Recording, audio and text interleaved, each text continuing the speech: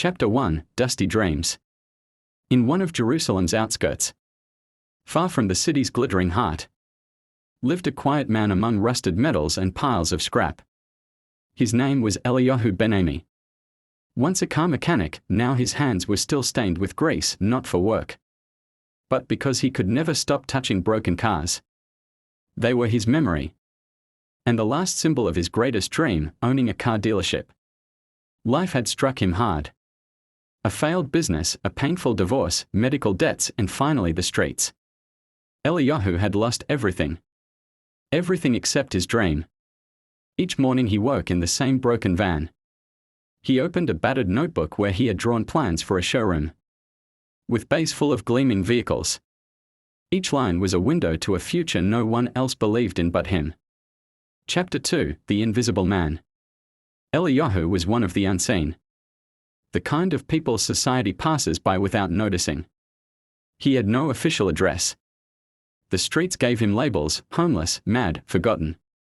But one day, a journalist walking through the neglected alleys of Jerusalem met him.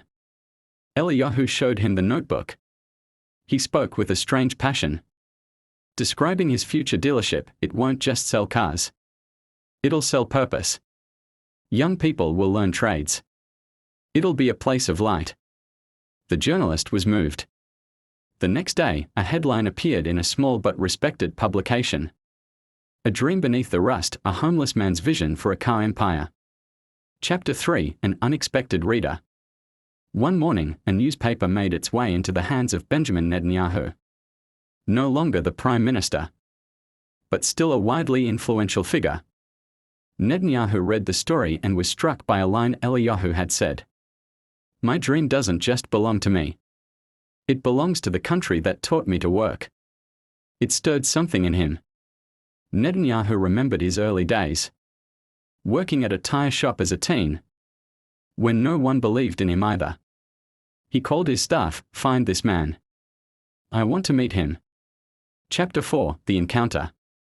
Eliyahu was working on a rusted BMW engine when a sleek black convoy pulled into the street. Guards stepped out. Then, a voice. "Eliyahu Ben-Ami." He turned. Benjamin Netanyahu stood before him. Eliyahu froze, thinking he was hallucinating. But it was real. "I read about your dream," Netanyahu said. "And if you let me, I want to help make it real." Eliyahu's hands trembled. He had known disappointment all his life. But Netanyahu looked at him not with pity, but with respect. Chapter 5, From Sketch to Stone. Weeks passed. The Jerusalem municipality approved a special plot of land. A team of architects and builders assembled. Using Eliyahu's notebook sketches, they drew up blueprints. He called it Dream Garage. It would have a showroom, a workshop, and a training center. Netanyahu donated from his personal fund. Corporate sponsors followed. Every day, Eliyahu came to the construction site. He wore a hard hat, carried bricks, offered advice. His dream was finally being built, not in ink, but in steel. Chapter 6, The First Stone. Construction crane spun. Concrete mixers churned. On the first day, Netanyahu himself laid the first brick. Cameras flashed. But the most powerful moment wasn't caught on film, it was the tears in Eliyahu's eyes. "This isn't just a building," Netanyahu said. "It's a foundation of hope." Chapter 7, Full Circle. With progress came memories. Eliyahu's estranged daughter, Leah, saw his story online. She visited the site. "Is that really you, Dad?" They embraced. For the first time in years, he held his grandchildren. The gallery didn't just build a dream, it rebuilt a family. Chapter 8, The Night Before. The day before opening, Eliyahu couldn't sleep. He added one final line to his notebook. "When my dream ended, my life began." That line was printed and hung inside the main hall. Chapter 9, The Grand Opening. Thousands came. Netanyahu spoke first. "This gallery is not just about cars, it's about courage."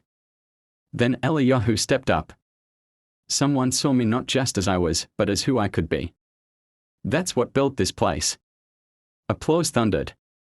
News outlets lit up with headlines. Netanyahu builds car dealership for homeless man. Chapter 10, The Ripple Effect. The story traveled across the globe. CNN, BBC, Al Jazeera. Interviews flooded in. Eliyahu wasn't seeking fame, he became a symbol of what hope and compassion could do. Other cities launched similar initiatives. The phrase Eliyahu model entered the public vocabulary. Chapter 11, The Next Generation. Young people lined up to train at Dream Garage's educational wing. Mechanic classes. Life skills. Business basics. Eliyahu mentored them with care. I'm not a dealer, he'd say. I'm a dreamsmith. Graduates opened their own garages. One studied engineering abroad. His dream had multiplied. Chapter 12, A Quiet Visit. One evening Netanyahu returned alone, unannounced. He watched Eliyahu teaching youth how to dismantle an engine. For a long time, he said nothing. Then, placing a hand on Eliyahu's shoulder. You've done more for this country than any speech I've made. They hugged. No press. Just two men and one shared truth. Chapter 13, The World Stage. Dream Garage was nominated for an International Social Impact Award. Eliyahu flew to Berlin, the first time he'd ever left Israel. Standing before a crowd, he said, "One day, I was digging through trash. The next, I'm here because I believed in a sketch I drew. That's the power of a dream." Standing ovation. Award won. His words echoed across continents. Chapter 14, A Grateful Crowd. Returning to Jerusalem, he was met by former students. Each held a sign. This man fixed more than cars, he fixed hearts. A plaque was placed at the entrance. This is not a business. This is a home for the unbroken. Chapter 15, A Gentle Farewell. Years passed. One morning, staff found Eliyahu peacefully passed away in his office chair. His notebook still open. A final note written. I lived my dream. Now it's your turn. His funeral drew crowds. Netanyahu, officials, strangers, all mourned. Not just a man, but a movement. Below the Dream Garage sign, a new line was added. From the dream of Eliyahu Ben-Ami. Chapter 16, Last page. Netanyahu sat alone in his study, holding the notebook. Reading the final pages again and again. A dream may begin in grace, but it ends in glory. Chapter 17, A New Name. The garage name changed. Eliyahu's Dream Garage, the way of the masters. A new wing opened, the Dream Academy. Youth studied hope, empathy, leadership. Netanyahu cut the ribbon. He gave us a dream. We give it to the next generation. Chapter 18, Hope Multiplies. Inspired by the garage, government programs emerged.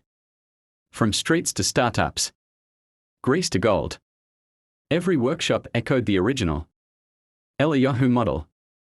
His name became policy. Chapter 19, Leah's Letter. His daughter published an open letter.